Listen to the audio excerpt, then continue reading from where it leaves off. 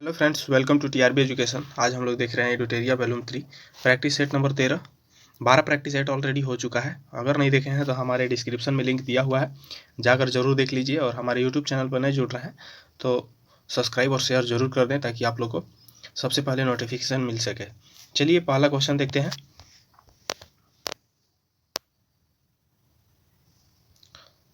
Budget 2021-22 में शहरी स्वच्छ भारत मिशन 2.0 के लिए कितनी राशि आवंटित किया गया है? दोस्तों इसका आंसर बी हो जाएगा 14,1678 रुपये 78 आवंटित किए गए हैं। बजट 2021-22 के शहरी स्वच्छ भारत मिशन 2.0 के लिए 14,1678 राशि आवंटित किया गया है। इस मिशन के मुख्य लक्ष्य है मूल प्रबंधन, अपशिष्ट जल शोधन करना तथा कचरा स्रोत पर पृथक्करण करना। आइए अगला क्वेश्चन देखते हैं। सेकेंड नंबर, हाल ही में कौन सा देश न्यू डेवलपमेंट बैंक का सदस्य बना है? दोस्तों इसका आंसर डी हो जाएगा। ये सभी यूएई, उरुग्वे और बांग्लादेश। सितंबर 2021 में यूएई, उरुग्वे तथा बांग्लादेश ने ब्रिक्स संचालित न्यू डेवलपमेंट का नया सदस्य बना है। आइए अगला क्वेश्चन देखते हैं। 3 नंबर,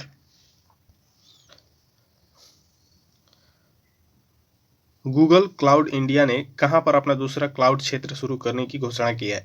दोस्तों इसका आंसर ए हो जाएगा, Delhi NCR. Google cloud India ने अपना दूसरा क्लाउड क्षेत्र दिल्ली एनसीआर में शुरू करने की घोषणा की है। पहली क्लाउड क्षेत्र मुंबई 2017 में खोला गया है। चलिए अगला क्वेश्चन देखते हैं। 4 नंबर, बजट 2021-22 में राजस्व घाटा कितनी अनुमानित है? दोस्तों इसका आंसर सी हो जाएगा 5.1%। बजट 2021-22 में राजस्व घाटा जीडीपी का 5.1% का अनुमान रखा गया है और राजकोषीय घाटा 6.8% का अनुमान रखा गया है। आइए अगला क्वेश्चन देखते हैं। 5 नंबर,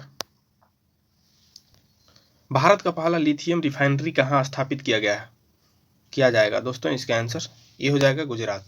भारत का पहला लिथियम रिफाइनरी गुजरात में 1000 करोड़ रुपए की लागत से स्थापित किया जाएगा और गुजरात के सीएम हैं भूपेंद्र भाई पटेल और यहाँ के राज्यपाल हैं आचार्य देवव्रत। आइए अगला क्वेश्चन देखते हैं। 6 नंबर, वर्ष 2021 में अंतर्राष्ट्रीय सहकारिता दिवस कब मनाया जाता है? दोस्तों इसका आंसर सी हो जाएगा, 3 जुलाई को। अंतर्राष्ट्रीय सहकारिता दिवस प्रतिवर्ष जुलाई माह के प्रथम शनिवार को मनाया जाता है और वर्ष 2021 में 3 जुलाई को मनाया जाएगा। इसका थीम रखा गया है रिबिल्ड बेटर टुगेदर। चलिए अगला क्वेश्चन देख लेते हैं। 7 नंबर, हाल ही में किसे भारतीय राष्ट्रीय अंतर्राष्ट्रीय संवर्धक एवं प्राधिकरण केंद्र का नया अध्यक्ष बनाया गया? दोस्तों इसका आंसर ये हो जाएगा, पवन कुमार गोयनका। आइए अगला क्वेश्चन देखते हैं। 8 नंबर, हाल ही में किस शहर के लिए पहला पराग कैलेंडर विकसित किया गया है? दोस्तों इसका आंसर बी हो जाएगा, चंडीगढ़। सितंबर 2021 में चंडीगढ़ शहर के लिए पहला पराग कैलेंडर शुरू किया गया है। यह कैलेंडर एलर्जी उत्पन्न करने वाली संभावित कारकों की पहचान करती है। चलिए अगला क्वेश्चन देख लेते हैं। केंद्र सरकार ने सार्वजनिक उद्यम विभाग को किस मंत्रालय के तहत लाने की घोषणा किया है? दोस्तों इसका आंसर ये हो जाएगा, वित्त विभाग। केंद्र सरकार ने सार्वजनिक उद्यम विभाग को वित्त के तहत लाने की निर्णय लिया है। वित्त मंत्रालय के अंतर्गत 6 विभाग हो गए हैं। चलिए अगला क्वेश्चन देख लेते हैं। 10 नंबर, राष्ट्रीय क्रिकेट अकादमी का नया प्रमुख किसे बनाया गया है? दोस्तों इसका आंसर भी हो जाएगा, वीवीएस लक्ष्मण को। बीसीसीआई ने राष्ट्रीय क्रिकेट अकादमी का नया प्रमुख वीवीएस लक्ष्मण को बनाया है। इससे पूर्व इस पद पर राहुल द्रविड़ थे। आइए अगला क्वेश्चन देखते हैं। 16 नंबर 2021 को पूर्वांचल एक्सप्रेसवे का उद्घाटन किसने किया है? दोस्तों इसका आंसर भी हो जाएगा, नरेंद्र मोदी ने। नरेंद्र मोदी ने 16 नवंबर को 2021 पूर्वांचल एक्सप्रेसवे का उद्घाटन किया है। इस एक्सप्रेसवे लखनऊ को गाजीपुर से जोड़ा गया है। आइए अगला क्वेश्चन देखते हैं। 12 नंबर, प्रसिद्ध व्यक्ति मनु भंडारी का हाल ही में निधन हो गया है, तो कौन थे? दोस्तों इसका आंसर ये हो जाएगा, लेखक। प्रसिद्ध लेखिका मनु भंडारी का हाल ही में निधन हो गया है। इनका उल्लेख कृतियों में महाभोज, सैलाब से है। चलिए अगला क्वेश्चन देखते हैं। 13 नंबर, समुद्री पर्यावरण में प्लास्टिक कचरों के प्रवेश को रोकने हेतु भारत के किस देश के साथ समझौता किया गया है? दोस्तों इसका आंसर सी हो जाएगा, जर्मनी के साथ। भारत ने 2021 में जर्मनी के साथ समुद्री पर्यावरण में प्लास्टिक कचरे प्रवेश को रोकने का समझौता किया। चलिए अगला क्वेश्चन देखते हैं।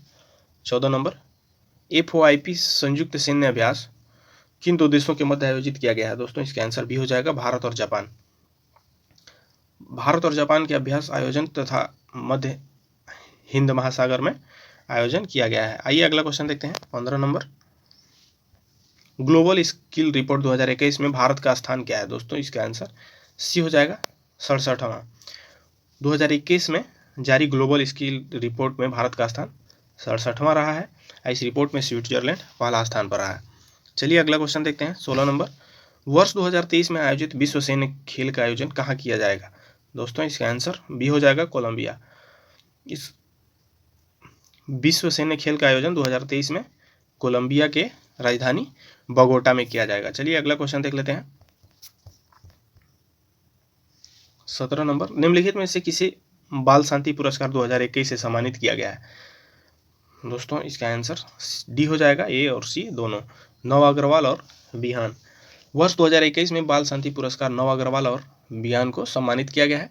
यह सम्मान कैलाश सत्यार्थी द्वारा दिया गया। चलिए अगला क्वेश्चन देख लेते हैं 18 नंबर। हाल ही में किस राज्य ने राज्य तितली के रूप में केसर हिंद को मंजूरी दी है? दोस्तों इसका आंसर बी हो जाएगा अरुणाचल प्रदेश। अरुणाचल प्रदेश केसर हिंद तितली का राज्य तिलक के रूप में मान्यता दी है। इस तिलक को वैज्ञानिक नाम टाइनोपल्पस इमर्पियल रखा गया है। चलिए अगला क्वेश्चन देख लेते हैं 19 नंबर। विश्व बैंक ने मुंह बंद रखो अभियान की शुरुआत की है। दोस्तों इसका आंसर किस बैंक ने मुंह बंद रखो अभियान शुरू किया है? दोस्तों इसका आंसर ये हो जाएगा HDFC ने। HDFC बैंक के अंतर्राष्ट्रीय धोखाधड़ी जागरूकता के समर्थन के लिए मुंह बंद रखो अभियान की शुरुआत की गई है। HDFC का मुख्यालय है मुंबई में। स्थापना अगस्त 1994 में हुआ है। आइए अगला क्वेश्चन देखते हैं 20 नंबर। निम्न में से कौन सा देश COP28 की मेजबानी 2023 में करेगा? दोस्तों इसका आंसर डी हो जाएगा UAE। COP28 की मेजबानी 2023 में UAE में किया जाएगा और COP26 की मेजबानी 2021 में ग्लासगो में किया गया था। आइए अगला क्वेश्चन देख लेते हैं। भारत का पहला घास संरक्षित का उद्घाटन कहाँ किया गया है? दोस्तों इसका आंसर सी हो जाएगा उत्तराखंड। उत्तराखंड के रानीखेत में 90% घास वाली एक घास संरक्षित उद्घाटन किया गया है। वहाँ के CM हैं पुष्कर सिंह धामी और वहाँ के नए राज्यपाल बने हैं गुरमीत सिंह। आइए अगला क्वेश्चन देख लेते हैं 22 नंबर। हाल ही में किस देश ने दुनिया का पहला गैर लाभकारी शहर लॉन्च किया गया है? दोस्तों इसका आंसर ये हो जाएगा सऊदी अरब। 14 नवंबर 2021 को सऊदी अरब के प्रिंस ने दुनिया का पहला गैर लाभकारी शहर लॉन्च किया है और सऊदी अरब की जो राजधानी है रियाद है। यहाँ की राजधानी रियाद है और यहाँ की मुद्रा जो है मुद्रा भी रियाल है। चलिए अगला क्वेश्चन देखते हैं 23 number. The battle of rising LA के लेखक कौन है? दोस्तों इसका आंसर सी हो जाएगा कुलदीप यादव। यह पुस्तक भारत चीन के बीच युद्ध हुए जो 1962 का युद्ध है उस पर आधारित है। चलिए अगला क्वेश्चन देख लेते हैं 24 नंबर। अश्विनी पोर्टल को किस राज्य सरकार द्वारा शुरू किया गया है? दोस्तों इसका आंसर ये हो जाएगा बिहार। आशा कार्यकर्ताओं को समस्या प्रोत्साहन राशि भुगतान करने हेतु बिहार सरकार द्वारा अश्विनी पोर्टल की शुरुआत की गई है। चलिए अगला क्वेश्चन देखते हैं। निम्नलिखित राज्यों में एवं उनके राज्यपालों का कौन सा मिलान सही है? उड़ीसा के राज्यपाल हैं, उड़ीसा के राज्यपाल हो गए गणेशी लाल और त्रिपुरा के राज्यपाल हैं सत्यदेव, जो इसमें नहीं दिया है, और बिहार के फागू चौहान हैं, गुजरात के बने हैं आचार्य देवव्रत। तो दोस्तों इसका आंसर बी हो जाएगा।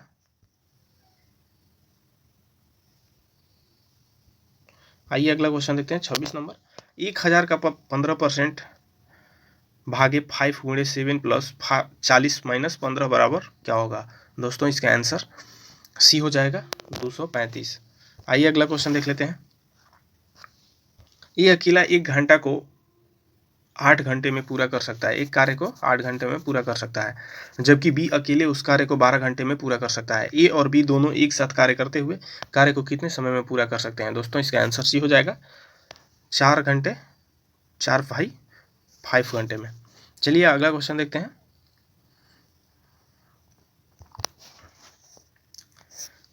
कितने प्रतिशत प्रति वर्ष पर 3 वर्ष में 3000 रुपये की राशि 3993 रुपये हो जाएंगे यदि ब्याज वार्षिक रूप से संयोजी होता है? दोस्तों इसका आंसर सी हो जाएगा 10%। आइए अगला क्वेश्चन देख लेते हैं 29 नंबर। 10% और 20% की दो क्रमिक छूट देना कि एक एकल छूट देने के बराबर है। दोस्तों इसका आंसर बी हो जाएगा 28%। आइए अगला क्वेश्चन देखते हैं 30 नंबर। एक बेलन जिसकी आधार त्रिज्या 4 सेंटीमीटर और ऊंचाई 6 सेंटीमीटर है को 2 सेंटीमीटर ऊंचाई का शंकु बनाने के लिए पिघलाया जाता है। शंकु की त्रिज्या होगी, दोस्तों इसका आंसर डी हो जाएगा 12 सेंटीमीटर। आइए अगला क्वेश्चन देख लेते हैं 31 नंबर। निम्नलिखित में से कौन सी मिट्टी नदियों द्वारा निर्मित होती है? दोस्तों इसका आंसर डी हो जाएगा जलोढ़ मिट्टी। जलोढ़ मिट्टी का निर्माण जल द्वारा बहा कर लाए गए गाद के निक्षेपण से होता है। ये देश में लगभग 45% जलोढ़ मिट्टी पाई जाती है। आइए अगला क्वेश्चन देखते हैं 32 नंबर। कर्नाटक के किस जिले में कॉफी की पैदावार सर्वाधिक होती है? दोस्तों इसका आंसर सी हो जाएगा कुर्गा। भारत में सर्वाधिक कॉफी का उत्पादन कुर्गा में होता है। कर्नाटक में जैसे हसन हो गया, चिकमंगलूर हो गया और शिमोगा हो गया, जिस यहाँ पे कॉफी का उत्पादन सर्वाधिक होता है। आइए अगला क्वेश्चन देख लेते हैं 33 नंबर। कर्क रेखा भारत के मध्य भाग से होकर गुजरती है, जिसके फलस्वरूप दोस्तों इसका आंसर बी हो जाएगा। देश के दक्षिणी आधे भाग में उष्णकटिबंधीय जलवायु पाई जाती है। चलिए अगला क्वेश्चन देखते हैं 34 नंबर। शिवालिक का विस्तार है। दोस्तों इसका आंसर डी हो जाएगा पोतवार बेसिन और तीस्ता के मध्य। आइए अगला क्वेश्चन देख लेते हैं 35 नंबर। क्षेत्रफल की दृष्टि से भारत का सबसे छोटा राज्य कौन है? दोस्तों इसका आंसर सी हो जाएगा गोवा।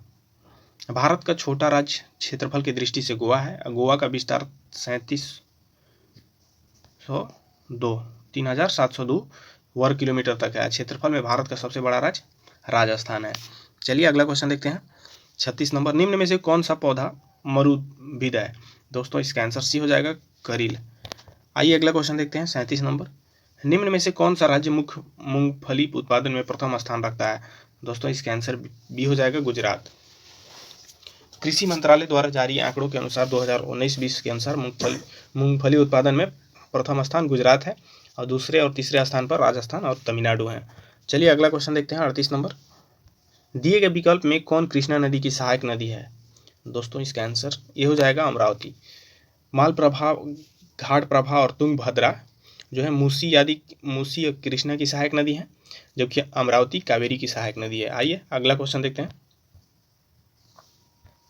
2011 के जनगणना के अनुसार बिहार का जनसंख्या के मामले में देश का कौन सा स्थान रहा है? दोस्तों इसका आंसर सी हो जाएगा तीसरा। 2011 के जनगणना के अनुसार बिहार का कुल जनसंख्या 10,40,00,000 रहा है। यह जनसंख्या भारत की जनसंख्या का 8.6% है। जनसंख्या के मामले में बिहार का स्थान तीसरा रहा है। चलिए अगला क्वेश्चन देखते हैं 40 नंबर।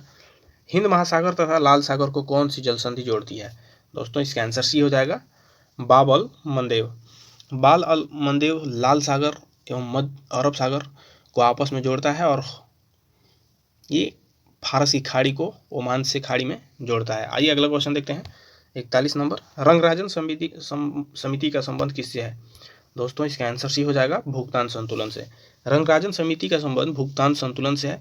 यह अन्य समिति एवं उनके कार्यकाल क्षेत्र जैसे आबिद हुसैन समिति लघु उद्योग से है, मल्होत्रा समिति है बीमा सुधार से और मीरा सेठ समिति हथकरघा से है। चलिए अगला क्वेश्चन देख लेते हैं 42 नंबर। किसी व्यक्ति के वास्तविक जीवन स्तर का आकलन किसके द्वारा किया जाता है? दोस्तों इसका आंसर ये हो जाएगा प्रति व्यक्ति आय। आइए अगला क्वेश्चन देखते हैं 43 नंबर। किसी भी अर्थव्यवस्था में पूंजी निर्माण पर निर्भर रहता है। दोस्तों इसका आंसर ये हो जाएगा कुल बचत पर।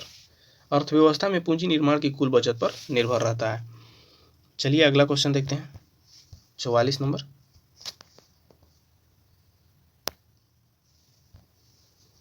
भारतीय स्टॉक बाजार का विनिमय किसके द्वारा किया जाता है? दोस्तों इसका आंसर सी हो जाएगा सेबी के द्वारा। भारतीय स्टॉक बाजार का विनिमय सेबी के द्वारा किया जाता है। सेबी की स्थापना 12 अप्रैल 1992 में किया गया था। चलिए अगला क्वेश्चन देख लेते हैं 45 नंबर। गरीबी हटाने पर बल पहली बार किस पंचवर्षीय योजना में दिया गया था? दोस्तों इसका आंसर सी हो जाएगा पश्चिमी पंचवर्षीय योजना में। गरीबी हटाने पर बल पहली बार पश्चिमी पंचवर्षीय योजना में दौरान दिया गया था। आइए अगला क्वेश्चन देखते हैं 46 नंबर। ग्रीन मल्फर का संबंध है। दोस्तों इसका आंसर सी हो जाएगा ध्वनि प्रदूषण से। चलिए अगला क्वेश्चन देख लेते हैं 47 नंबर। कार्बन उत्सर्जन करने वाले देशों की सूची में भारत का स्थान क्या है? दोस्तों इसका आंसर सी हो जाएगा तीसरा। कार्बन उत्सर्जन करने वाले देशों की सूची में भारत का स्थान तीसरा है। पहले स्थान तथा दूसरे स्थान पर चीन और अमेरिका है। चलिए अगला क्वेश्चन देख लेते हैं। 48 नंबर, कौन सा राष्ट्रीय उद्यान एशिया बब्बर शेरों के लिए प्रसिद्ध है? दोस्तों इसका आंसर बी हो जाएगा गिर उद्यान। एशिया बब्बर शेरों के निवास हेतु राष्ट्रीय उद्यान प्रसिद्ध है। यह उद्यान गुजरात में स्थित है। आइए अगला क्वेश्चन देखते हैं। 49 नंबर, भारत में नई वन नीति कब लागू की गई थी? दोस्तों इसका आंसर सी हो जाएगा 1988 में। भारत में नई वन नीति 1988 इसमें में लागू किया गया था, जबकि वनों का संरक्षण अधिनियम 1980 में पारित किया गया था। आइए अगला क्वेश्चन देख लेते हैं। 50 नंबर, निम्न में कौन कृत्रिम परितंत्र का उदाहरण है? दोस्तों इसका आंसर डी हो जाएगा बगीचा। दिए गए विकल्पों में से जैसे तालाब, वन, झील, बगीचा में से एक कृत्रिम परितंत्र का उदाहरण है, जबकि तालाब, वन, झील, प्रबल आदि प्राकृतिक परितंत्र का उदाहरण है। आइए अगला क्वेश्चन देखते हैं। 51 नंबर, किसी राज्य में राष्ट्रपति शासन की घोषणा को मंजूरी देने वाला प्रस्ताव संसद के दोनों सदनों द्वारा निम्न में से किस बहुमत द्वारा पारित किया गया था? दोस्तों इसका आंसर ये हो जाएगा साधारण बहुमत से पारित हुआ था। किसी राज्य में राष्ट्रपति शासन की घोषणा की मंजूरी देने वाला प्रस्ताव संसद के दोनों सदनों द्वारा साधारण बहुमत से पारित किया जाता है। चलिए अगला क्वेश्चन देख लेते हैं। 52 नंबर, संविधान के किस अनुच्छेद के अंतर्गत राष्ट्रपति किसी मामले में सर्वोच्च न्यायालय की सलाह ले सकता है? दोस्तों इसका आंसर सी हो जाएगा अनुच्छेद 143। चलिए अगला क्वेश्चन देख लेते हैं। 53 नंबर, वरीयता अनुक्रम के अनुसार निम्न में से किसका ऊपर से पहला स्थान है? दोस्तों इसका आंसर सी हो जाएगा राज्यों के राज्यपाल अपने राज्य में। केंद्र एवं राज्य सरकारों को विभिन्न पदाधिकारी वरीयता इस प्रकार जैसे राष्ट्रपति प्रथम हो गया, उपराष्ट्रपति सेकंड, तीसरा पे प्रधानमंत्री और चौथा पे राज्यों के राज्यपाल। चलिए अगला क्वेश्चन देखते हैं। 54 नंबर, किस संविधान संशोधन द्वारा राज्य लोक सेवा आयोग के सदस्यों की आयु सीमा 60 वर्ष से बढ़ाकर 62 वर्ष कर दिया गया है? दोस्तों इसका आंसर ये हो जाएगा 41वां संशोधन अधिनियम। 41वां संशोधन अधिनियम द्वारा लोक सेवा आयोग के सदस्य की आयु सीमा 60 वर्ष से बढ़ाकर 62 वर्ष कर दिया गया है।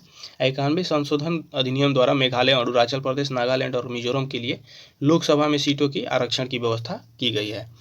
चलिए अगला क्वेश्चन देख लेते हैं। 55 नंबर, संसदीय प्रक्रिया में शून्यकाल के संदर्भ में निम्न में से कौन सा कथन सत्य है?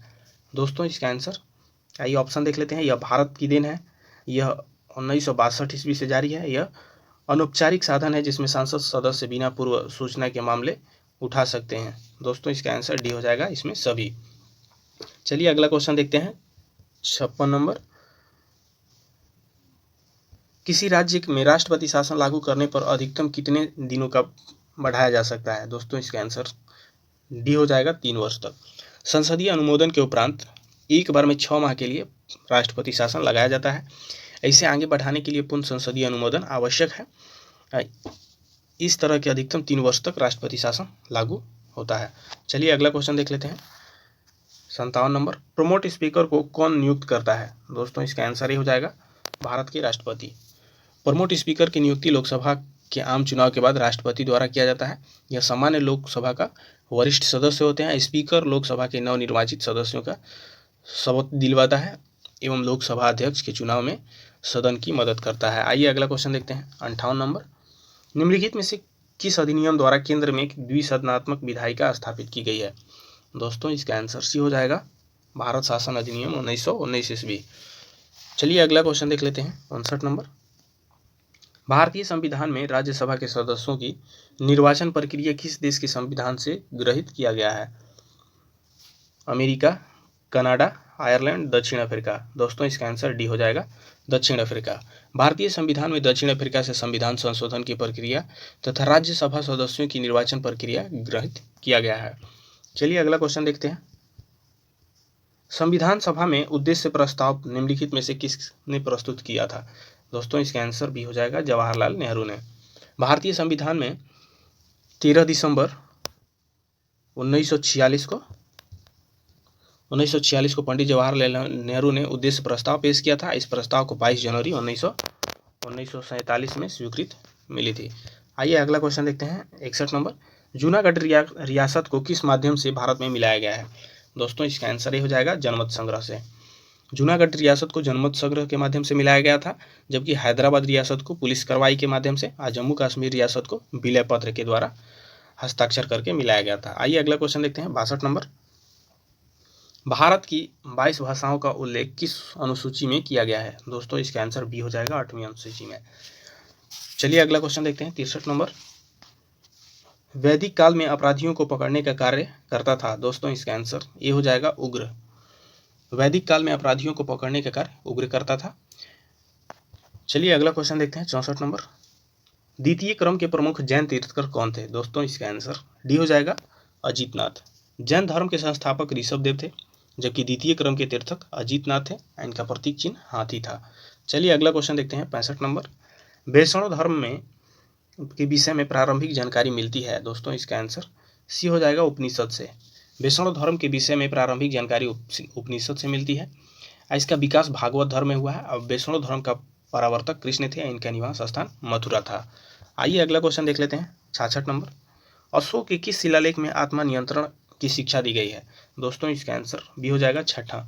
अशोक के छठा शिलालेख में आत्मा नियंत्रण की शिक्षा दी गई है, जबकि चौथा शिलालेख में भेरी घोष की जगह धम्म घोष की घोषणा की गई है। आइए अगला क्वेश्चन देखते हैं 67 नंबर। गुप्त काल में सर्वाधिक महत्वपूर्ण व्यापारिक केंद्र था। दोस्तों इसका आंसर डी हो जाएगा उज्जैन में। गुप्त काल में उज्जैन सर्वाधिक महत्वपूर्ण व्यापारिक केंद्र था और गुप्त राजाओं ने सबसे अधिक स्वर्ण मुद्राएं जारी की, जो उनके अभिलेख में दिनार कहा जाता था। आइए अगला क्वेश्चन देखते हैं 68 नंबर। निम्न में से किस सल्तनत कालीन शासक ने सर्वप्रथम शुद्ध अरबी सिक्के जारी किए? दोस्तों इसका आंसर ये हो जाएगा इल्तुतमिश के शासन में। सल्तनत कालीन शासकों में सर्वप्रथम शुद्ध अरबी सिक्के इल्तुतमिश ने जारी किया था। इल्तुतमिश द्वारा किया गया जैसे कार्य हैं, जो इल्तुतमिश के निर्माण की पूर्ण करवाया, कुतुब मीनार को पूर्ण करवाया और एकता प्रणाली चलवाया था, 40 गुलाम सादरों को संगठक बनाया था। चलिए अगला क्वेश्चन देखते हैं 69 नंबर। विजयनगर आने वाले प्रमुख विदेशी यात्री अब्दुल रज्जाक किस देश का निवासी था? दोस्तों इसका आंसर बी हो जाएगा फारस का। विजयनगर आने वाला प्रमुख विदेशी यात्री निकोल कोटी हैं, जो इटली का है। अब्दुल रज्जाक फारस का था। अनुनीज जो था वो पुर्तगाली था। चलिए अगला क्वेश्चन देखते हैं 70 नंबर। अकबर ने हरम दल से अपने को पूर्ण मुक्त कर लिया था। दोस्तों इसका आंसर बी हो जाएगा 1562 ईस्वी में। 1562 में अकबर ने हरम दल से अपना पूर्ण मुक्त कर लिया था। अकबर द्वारा किए गए महत्वपूर्ण कार्य जैसे हैं, तीर्थकर को समाप्त 1563 में कर लिया था और जाजिया कर समाप्त किया था 1564 ईस्वी में और इबादत खाना की स्थापना 1575 ईस्वी में किया था। चलिए अगला क्वेश्चन देखते हैं 71 नंबर। प्रथम कर्नाटक युद्ध की संधि के साथ समाप्त हुआ था? दोस्तों इसका आंसर ये हो जाएगा एला शपथ की संधि से। प्रथम कर्नाटक युद्ध 1746 से 48 ईस्वी में हुआ था। यह युद्ध ऑस्ट्रेलिया के उत्तराधिकारी से प्रभावित था। चलिए अगला क्वेश्चन देखते हैं 72 नंबर। प्रथम आंग्ल वर्मा युद्ध निम्न में से किसके समय में लड़ा गया था? दोस्तों इसका आंसर ये हो जाएगा लॉर्ड हमस्टन। लॉर्ड हेमस्टर्ड के समय प्रथम आंग्ल वर्मा 1824 से 26 के बीच हुआ था। इस युद्ध में समाप्ति नायडू की संधि के साथ हुई थी। चलिए अगला क्वेश्चन देखते हैं 73 नंबर। निम्नलिखित में से किस इतिहासकार ने 1857 ईस्वी के विद्रोह को बर्बरता तथा सभ्यता के बीच युद्ध कहा था? दोस्तों इसका आंसर सी हो जाएगा टी.आर. हेम्स ने। टी.आर. होम्स ने 1857 के विद्रोह को बर्बरता तथा सभ्यता के बीच युद्ध कहा था। चलिए अगला क्वेश्चन देखते हैं 74 नंबर। सुभाष चंद्र बोस को सर्वप्रथम नेताजी किसने कहा था? दोस्तों इसका आंसर बी हो जाएगा एडोल्फ हिटलर। सुभाष चंद्र बोस को सर्वप्रथम नेता एडोल्फ हिटलर ने कहा था। आइए अगला क्वेश्चन देख लेते हैं 75 नंबर। निम्नलिखित में से कौन सा कथन सत्य है? भारत के राजनीतिक गतिरोध दूर करने हेतु क्रिप्स आयोग, भारत कैबिनेट को सत्ता हस्तांतरित करने पर विचार हेतु कैबिनेट आयोग, शिक्षा के विकास हेतु सर्जेंट आयोग और इनमें से सभी कथन सत्य हैं। दोस्तों इसका आंसर डी हो जाएगा, इसमें से सभी कथन सत्य हैं। आइए अगला क्वेश्चन देख लेते हैं 76 नंबर। सूची 1 सूची 2 को सुमेलित कीजिए। पुष्पों का अध्ययन क्या कहलाता है? एंथोलॉजी। और फसली पादपों का अध्ययन एग्रोनॉमी और पादप जीवांशम का अध्ययन पोलियो बोटिन और कवक का अध्ययन माइकोलॉजी कहलाता है। तो दोस्तों इसका आंसर 1 हो जाएगा। आइए अगला क्वेश्चन देखते हैं 77 नंबर। R.H. व्हिटेकर्स द्वारा जीवों की कितने वर्गों में वर्गीकृत किया गया है? दोस्तों इसका आंसर सी हो जाएगा 5 भाग में। R.H. व्हिटेकर ने जीवों को 5 वर्ग में वर्गीकृत किया है, जैसे मोनेरा, प्रोटिस्टा और कवक, पादप और जंतु। चलिए अगला क्वेश्चन देखते हैं 78 नंबर। बर्फ पर उगने वाला शैवाल को क्या कहा जाता है? दोस्तों इसका आंसर ये हो जाएगा क्रिप्टोफाइट्स। चलिए अगला क्वेश्चन देखते हैं 79 नंबर। माइक्रोकांडिया में उपस्थित रासायनिक संगठन में सर्वाधिक उपस्थित रहता है दोस्तों, इसका आंसर ये हो जाएगा प्रोटीन। माइक्रोकांडिया में उपस्थित रासायनिक संगठन में सर्वाधिक प्रोटीन उपस्थित रहता है। अब प्रोटीन की मात्रा 67.70% रहता है। चलिए अगला क्वेश्चन देखते हैं 80 नंबर। रक्त में लगभग कितना प्रतिशत भाग प्लाज्मा होता है दोस्तों, इसका आंसर सी हो जाएगा 55%। रक्त के हल्के पीले रंग का चिपचिपा एवं क्षारीय तरल भाग प्लाज्मा कहलाता है, जो संपूर्ण आयतन की दृष्टि से 55% भाग होता है। आइए अगला क्वेश्चन देखते हैं 81 नंबर। निम्नलिखित में से किस विटामिन की कमी से किलोसिस रोग होता है दोस्तों, इसका आंसर ये हो जाएगा विटामिन B2। विटामिन एवं उनकी कमी से होने वाले रोग जैसे विटामिन B से किलोसिस होता है, और विटामिन B3 से पैलांग होता है, विटामिन B5 से चर्म रोग होता है, और विटामिन K से हीमोफीलिया होता है।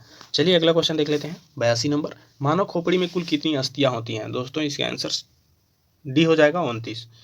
मानव खोपड़ी में कुल 29 अस्थियां होती हैं, जिसमें 8 अस्थियां परस्पर संयुक्त होकर कपाल का निर्माण करती हैं। आइए अगला क्वेश्चन देखते हैं 83 नंबर। निम्नलिखित में से कौन सा पाचक हार्मोन छोटी आंत में स्रावित होती हैं दोस्तों, इसका आंसर डी हो जाएगा इसमें सभी।